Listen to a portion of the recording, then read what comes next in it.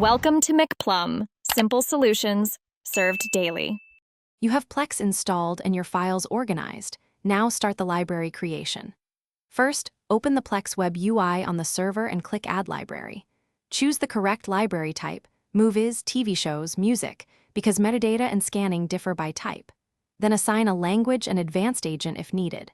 Once done, point Plex to the specific folder path on your drive or NAS. This is the core step that links your media files to Plex's indexing system. Next, you refine how Plex reads and labels your media.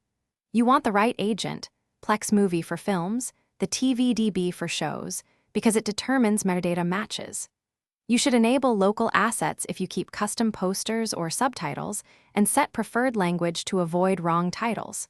Then configure scheduled scans or force an immediate scan. Deep scan helps with nested folders. Make sure folder permissions allow Plex to read files.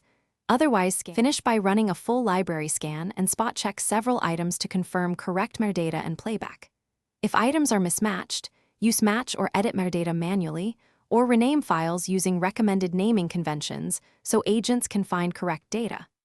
Make sure file and folder permissions allow the Plex user to read, and if needed, write. Check server logs for errors and verify network shares are mounted. If playback stutters, test local playback on the server to isolate network versus server-side issues.